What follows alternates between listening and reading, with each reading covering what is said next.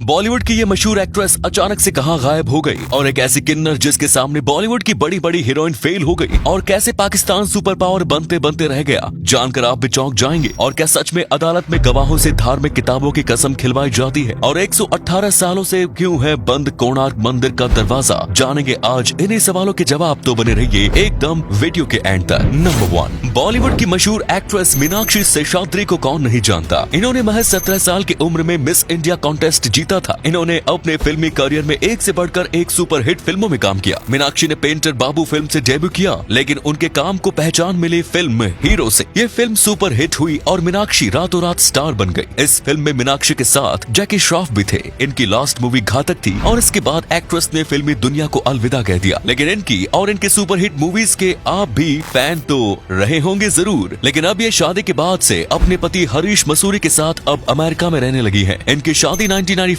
में हुई थी और इनके 2 बच्चों के साथ रहती है वो। इनके पति हरीश मसूरी एक इन्वेस्टमेंट बैंकर हैं। मीनाक्षी शेषाद्री सोशल मीडिया पर काफी एक्टिव हैं। वो अक्सर अपनी फोटोज और वीडियोस फैंस के साथ शेयर करती रहती हैं। और तो और वो अभी के समय अमेरिका के टेक्सास राज्य में चेरिस डांस नामक एक स्कूल चलाती है, जिसमें ये यहाँ सभी उम्र के लोगों को डांस भी सिखाती है। नंबर 2, जब भी कोई व्यक्ति किन्नर शब्द सुनता है तो उसके मन में मेकअप से भरी और ताली बजाकर पैसा मांगने वाले इंसान की तस्वीर बनती है। लेकिन इनसे मिलिए, इनका नाम है विशेष हुर्रम। और शायद मुझे बताने की जरूरत नहीं पड़ेगी क्योंकि आप खुद पहचान गए होंगे कि ये खूबसूरती की एक मिसाल है जिसमें सामने अच्छे अच्छे हीरोइन फीके लगेंगे। ये एक किन्नर है, लेकिन दुनिया की सबसे खूबसूरत किन्नर। विशेष हुर्रम मणिपुर की रहने वाली है। इनकी खूबसूरती इतनी आकर्षक है कि इनके सामने बॉलीवुड की बड़ी बड़ी एक्ट्रेस फीकी पड़ जाएं। एक मीडिया रिपोर्ट के मुताबिक हुर्रम ने थाईलैंड में इंटरनेशनल ब्यूटी कॉन्टेस्ट में भी भाग लिया था और यहाँ उन्होंने भारत का प्रतिनिधित्व किया। आज जब भी मणिपुर के खूबसूरत औरतों की बात होती है तो उसमें इनका नाम भी जरूर आता है। नंबर 3, सुनने में शायद अजीब लगे, लेकिन एक समय ऐसा भी था जब पाकिस्तान सुपर पावर बनते बनते रह गया। कहानी कुछ ऐसी थी कि सन 1991 में सोवियत यूनियन बहुत सारे देशों में टूट गया था, जैसे कि तजाकिस्तान, उज्बेकिस्तान, अजरबैजान, रूस और यूक्रेन। फिर जब पाकिस्तान की नजर इन देशों पर पड़ी, पाकिस्तान ने देखा कि इन देशों में बहुत बड़ा हाइड्रोकार्बन यानी कि ईंधन का भंडार मौजूद है। किस्मत तो देखो, उस समय इन देशों के पास ऐसी कोई भी टेक्नोलॉजी थी ही नहीं जिससे कि वो सभी देश अपने हाइड्रोकार्बन यानी कि ईंधन को निकाल पाए और उसका इस्तेमाल कर पाए। ऐसे में पाकिस्तान ने प्लान बनाया कि क्यों ना उन सभी देशों से हाथ मिला लिया जाए और उन देशों का ईंधन निकाल कर पूरी दुनिया में बेचकर अरबों कमाया जाए। इसके लिए पाकिस्तान ने उन सभी देशों से हाथ मिला लिया और उन सभी देशों से वादा किया कि वो सभी देशों की सड़क, टेलीकम्युनिकेशन, सैटेलाइट और टेक्सटाइल इंडस्ट्री को डेवलप करने में मदद करेगा। सभी देशों ने पाकिस्तान से हाथ भी मिला लिया। अब पाकिस्तान को एक पाइपलाइन बिछानी थी जिससे वो बाकी देशों के ईंधन सीधे पाकिस्तान में लाए। लेकिन पाइपलाइन बिछाने के रास्ते में अफगानिस्तान देश आ रहा था और इसी वजह से अब पाकिस्तान को अफगानिस्तान को भी मनाना था। लेकिन यहीं पर कहानी में आया ट्विस्ट। अफगानिस्तान ने पाकिस्तान को पूरी तरह से ये कहकर बदनाम कर दिया कि अगर पाकिस्तान हमारे देश से होकर पाइपलाइन बिछाएगा तो उसके देश के आतंकवादी भी हमारे देश में आ जाएंगे और हमारे देश के लोगों को हानि पहुंचाएंगे। जब ये बात उज्बेकिस्तान, तजाकिस्तान और बाकी देशों को पता चली तो सभी देशों ने ये सोचकर पाकिस्तान से संबंध तोड़ा कि उनके नागरिकों के लिए खतरा हो सकता है। इसके लिए सभी देशों ने पाकिस्तान से समझौता तोड़ दिया और पाकिस्तान की सुपर पावर बनने की सारी कोशिशें बेकार हो गई। नंबर 4, आपने मूवीज में ये जरूर देखा होगा कि अदालत में लोगों से गीता या कुरान या बाइबल पर हाथ रख के कसम खिलवाई जाती है कि वो जो बोलेंगे सच बोलेंगे और सच के सिवा कुछ नहीं बोलेंगे। पर क्या सच में अदालत में ऐसा होता है? असल में अदालत में ऐसा कुछ नहीं होता। असल में गवाही के समय गवाह को अपना एक हाथ ऊपर करके ये बोलना होता है कि मैं ईश्वर की शपथ लेता हूँ और मैं सब कुछ सच कहूंगा। लेकिन पुराने समय में जब भारत पर मुगलों का शासन था तब लोगों से सच निकलवाने के लिए कुरान या गीता की कसम खिलवाई जाती थी। अंग्रेज भी भारतीय से सच निकलवाने के लिए लोगों से धार्मिक किताबों की कसम खिलवाया करते थे। लेकिन अब के समय में ऐसा कुछ नहीं होता।